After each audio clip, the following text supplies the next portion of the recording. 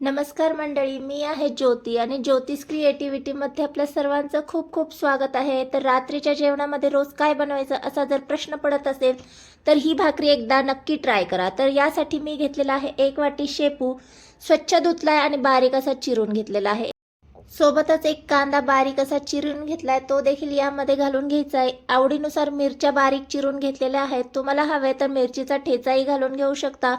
कोथिंबीर घालून घ्यायची आहे आणि इथे भाकरी जी आहे ती मी तांदळाच्या पिठाची करणार आहे, त्यामुळे तांदळाचं पीठ 2 वाटी इतकं घेतलेलं आहे. तुम्ही तुमच्या आवडीने प्रमाण कमी जास्त केलं तरी चालेल. भाकरीच्या पिठाला बाइंडिंगपणा येण्यासाठी 2 चमचे इतकं मी गव्हाचं पीठ घालून घेतलंय. आता चवीनुसार मीठ घालून घ्यायचंय.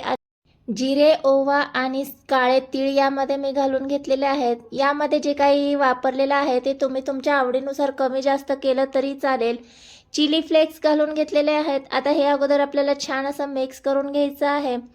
आता इथे बऱ्यापैकी मिक्स करून झालं की आता जसं लागेल तसं आपल्याला यामध्ये पाणी घालून घ्यायचं आहे. तर इथे नॉर्मल रूम टेम्परेचरचंच मी पाणी घालून घेतले आणि आपल्याला इथे पीठ मळून घ्यायचं आहे. ज्या पद्धतीने भाकरीचं पीठ मळतो अगदी त्याच पद्धतीने इथे मी पीठ मळून घेतलेलं आहे. आता पुढे काय करायचं आहे, इथे मी घेतलेला आहे एक पोलपाट आणि ही भाकरी आपल्याला थापण्यासाठी इथे मी घेतलेला आहे एक प्लास्टिकचा पेपर. तर इथे तेलाची जी पिशवी असते त्याचा मी वापर करणार आहे. तुम्हाला हवं तर बटर पेपर किंवा ओलं फडकं देखील घेऊ शकता. आणि इथे आपल्याला थोडंसं पीठ घ्यायचं आहे आणि छान याचा गोळा करून आपल्याला हे थापून घ्यायचं आहे. तर ज्या पद्धतीने आपण थालीपीठ करतो अगदी त्याच पद्धतीने आपल्याला याचं थालीपीठ करून घ्यायचं आहे.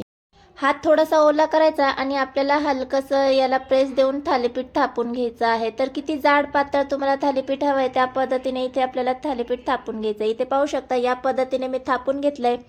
आणि यावर आणखी अट्रॅक्टिव्ह म्हणजे छान दिसण्यासाठी मी काय केले, काळे तीळ होते माझ्याजवळ ते घालून घेतले आणि थोडेसे चिली फ्लेक्स घालून घेतलेले आहेत. हे देखील ऑप्शनल आहे, तुम्हाला आवडत असतील तरच घालून घ्या.